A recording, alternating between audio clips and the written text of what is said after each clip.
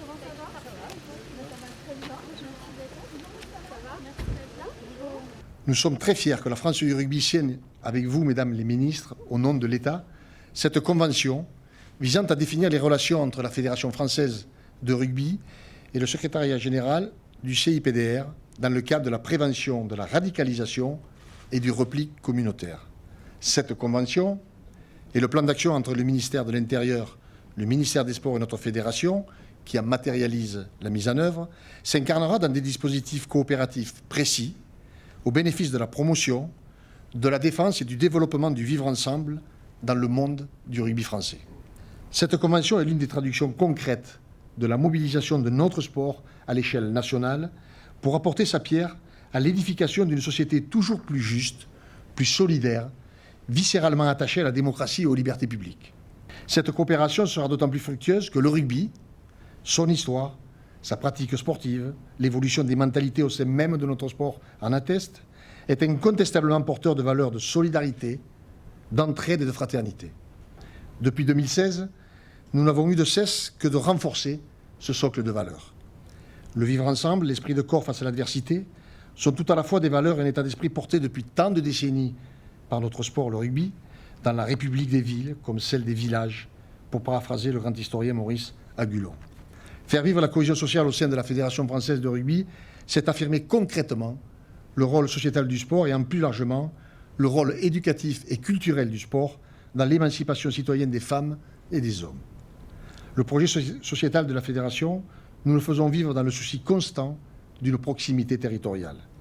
C'est d'ailleurs un atout considérable pour rendre efficace la mise en œuvre de notre présente convention.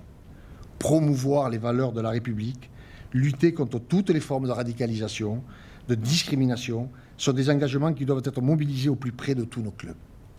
Encore une fois, nous sommes extrêmement fiers de signer cette convention tripartite avec l'État. C'est un honneur pour la Fédération française de rugby de défendre les hautes valeurs de la République et de contribuer humblement à leur rayonnement. Merci à tous.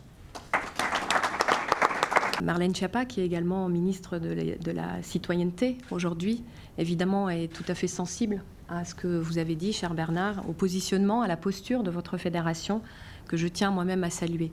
À saluer non seulement dans cette perspective aujourd'hui de lutte contre la radicalisation, mais également pour votre positionnement par rapport à l'utilisation du pass sanitaire dans la période que nous connaissons.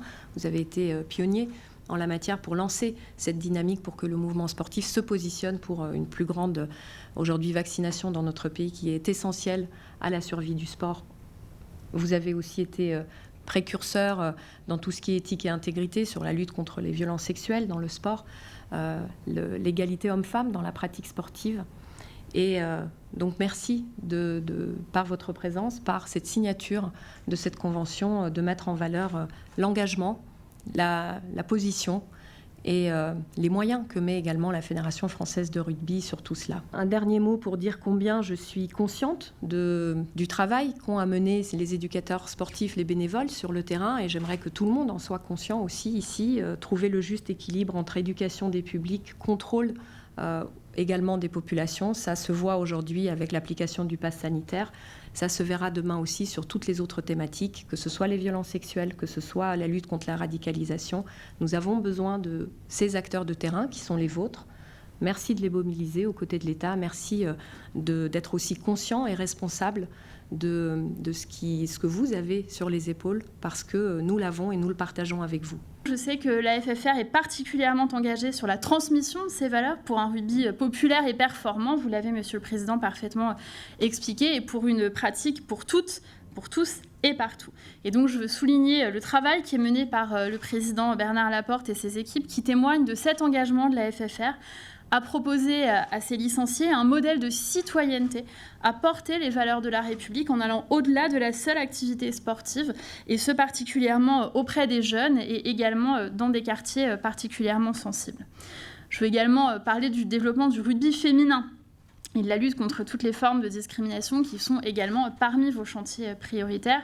Ça s'est traduit concrètement. Je voudrais rappeler ici que la FFR a été la première fédération sportive française à inclure des personnes transgenres dans son règlement et à leur permettre de jouer lors des compétitions officielles le 17 mai 2021. Dès les premiers contacts autour de monsieur le préfet Gravel, secrétaire général du CIPDR, la volonté de développer une structuration de la formation aux valeurs de la République et de l'afficher a semblé évidente, je crois, pour la FFR. C'est un vrai acte citoyen, c'est un engagement fort que vous prenez avec courage et avec énergie aujourd'hui, et je tiens vraiment à vous en remercier. Cette convention, elle a donc pour but de promouvoir les actions de formation sur les thématiques à destination des jeunes sportifs et des encadrants de proximité, avec un plan d'action autour de 5 axes. 1. Promouvoir les valeurs de la République. 2. Sensibiliser les plus jeunes au risque de radicalisation et de repli communautaire. 3. Intégrer dans les cursus de formation relatifs à l'encadrement la pratique du rugby, ou des formations relatives à la prévention de la radicalisation. 4. Sensibiliser au repérage et au signalement des situations de radicalisation. 5. Développer la vigilance quant au risque de repli communautaire. Et bien évidemment, les éléments que Madame la ministre des Sports a détaillés précédemment et qui découlent de la loi confortant les principes républicains.